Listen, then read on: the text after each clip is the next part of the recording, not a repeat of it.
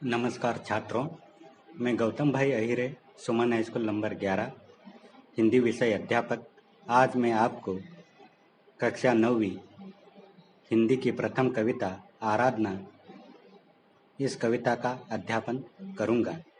आराधना इस कविता का अध्यापन करने से पहले यह जरूरी हो जाता है कि आराधना इस शब्द का अर्थ क्या होता है। आराधना इस शब्द का अर्थ होता है प्रार्थना या निवेदन या श्रद्धापूर्वक ईश्वर से कुछ मांगना। यह आराधना शब्द का अर्थ होता है।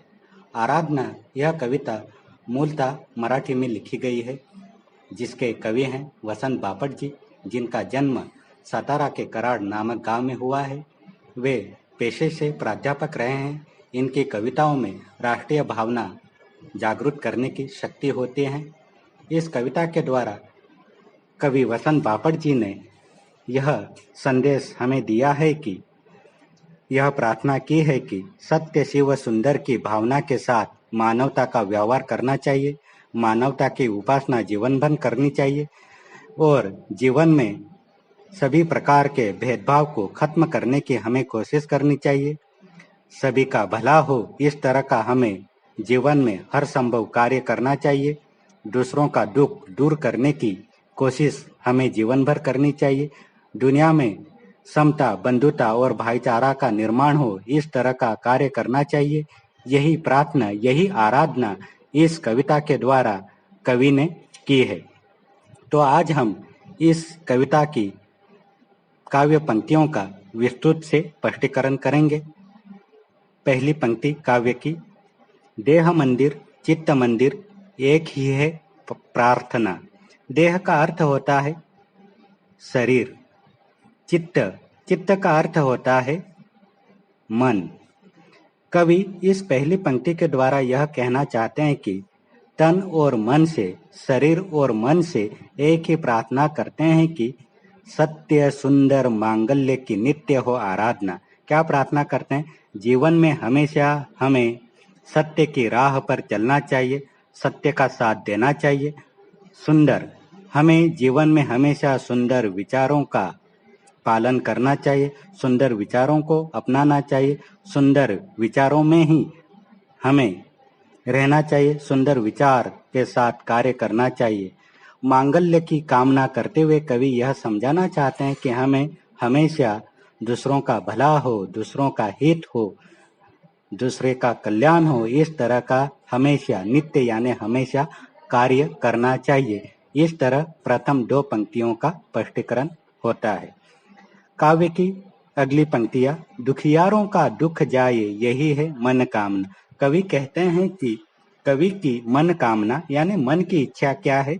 दुखियारों का यानी दुखी, पीड़ित, मजबूर, समस्या से ग्रस्त जो लोग हैं, उनका दुख दर्द कम हो, यही उनकी मन की इच्छा है। अगली पंक्ति, वेदना को परख पाने जगाए संवेदना। वेदना यानी दुख, कष्ट, दूसरे का दुख, दूसरे का दर्द, दूसरे का कष्ट परख यानी सही और बुरे की परख पाने की शक्ति हमारे अंदर होनी चाहिए। दूसरों का दुख दर्द समझकर उसे दूर करने की कोशिश हमें करनी चाहिए। यही इस पंक्ति का अर्थ होता है। अगली पंक्ति है, दुर्बलों के रक्षणार्थ पौरुष की साधना। दुर्बल यानी पीड़ित, मजबूर, दुखी लोगों के रक्षा के लिए, सुरक्षा के लिए, उनकी भलाई के लिए ही पौरुष का अर्थ होता है शक्ति। दूसरों की भलाई, दुर्बल, पीड़ित, मजबूर, दुखी लोगों की भलाई के लिए, उनकी सुरक्षा के लिए हमें हमारी शक्ति का उपयोग करना चाहिए। जीवन भर इसी कार्य पर चलकर हमें जीवन भर प्रयास करने चाहिए, साधना करनी चाहिए। यही इस पंक्ति का अर्थ होता है। जीवन में नव तेज हो, अंतरंग में भावना। जीवन में हमेशा नई उम्मीद, नई आशा के साथ हमें आगे बढ़ते रहना चाहिए। नए विचारों को अपनाकर हमारे मन के अंदर नए भाव, नई आशा को जागृत करके अच्छे कार्य करते हुए हमें जीवन में आगे बढ़ना चाहिए। यही कवि का संदेश है। आगे की पंक्तियां, सुंदरता की आस हो, मानवता की हो उपासना। हमें हमेशा जीवन में सुंदर कार्य करने चाहिए, सुंदर अच्छे विचार करने चाहिए, हमेशा सुंदरता की राह पर अच्छे कर्म करके हमें आगे बढ़ना चाहिए, मानवता की सेवा करनी चाहिए, इंसानियत के नाते हमें इंसानों के उपयोग में आना चाहिए। शौर्य पावे धैर्य पावे, यही है अभ्यर्थना। हमें जीवन में हमेशा शूरवीरता दिखाकर अच्छे कर्म करने चाहिए, निडर होकर समाज सेवा का कार्य करना चाहिए और निडरता के साथ साथ हमें हमारे जीवन में धैर्य का भी महत्व है, धीरज धीरज का भी जीवन में बहुत ही महत्व है। शूरवीरता के साथ साथ सब्र का भी महत्व जीवन में उतना ही है, इसीलिए श्रद्धा और सबूरी भी जीवन में उतनी ही महत्वपूर्ण है। यही कवि की प्रार्थना है। अगली पंक्तियां, भेद सभी अस्त होवे, बैर और वासना। कवि इस पंक्ति के द्वारा यह प्रार्थना आराधना करना चाहते हैं कि इस दुनिया में जितने भी भेदभाव है, मनुष्य निर्मित भेदभाव, उन सभी भेदभावों को हमें खत्म करना चाहिए, चाहे वो जातिगत हो, धर्म के नाम पर हो, स्त्री पुरुष के नाम पर हो, या तो अमीरी और गरीबी के जो भेदभाव हैं उन सभी को हमें खत्म करना चाहिए। वैर और वासना यानी मन में जो बुरे विचार हैं, दुश्मनी की भावना है, हमारे मन के विकार बुरे विचार, उनको भी हमें नष्ट करना चाहिए। इन सभी भेदभाव, इन सभी बुरे विचारों को अगर हम नष्ट कर दे तो क्या हो सकता है, वह आगे की पंक्ति में कवि बताते हैं। मानवों की एकता की पूर्ण हो कल्पना। इन सारे भेदभावों को अगर हम खत्म कर दे तो पूरी दुनिया में हम सभी मनुष्य, सभी इंसानों में एकता स्थापित कर सकते हैं।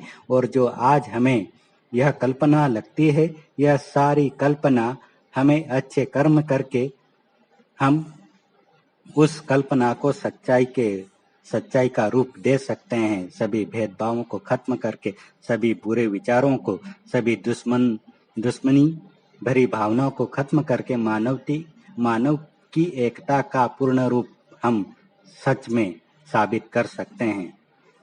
अगली पंक्तियां, मुक्त हम चाहे एक ही बंधुता की कामना। हमें सारे भेदभावों से मुक्ति पानी चाहिए और इन सारे भेदभावों से अगर हम मुक्त हो जाए तो पूरे विश्व में बंधुता की कामना पूर्ण हो सकती है। यही संदेश, यही आराधना कवि वसंत बापट जी ने इस आराधना कविता के द्वारा भगवान से प्रार्थना की है। पूरे विश्व में भाईचारे का निर्माण हो, मानवता का निर्माण हो, सच्चाई के राह पर चलकर मानवता का निर्माण हो, दूसरे का दुख दर्द दूर करने की जीवन भर हमें कोशिश करनी चाहिए। यही कामना, यही प्रार्थना इस कविता के द्वारा कवि वसंत बापट जी ने की है। इस तरह हमें सच्चाई के मार्ग पर चलकर हमें हमेशा मानवता के नाते दूसरे का दुख दर्द दूर करने की कोशिश करनी चाहिए और अच्छे कर्म करके हमें अपने जीवन को सुंदर बनाने की कोशिश करनी चाहिए।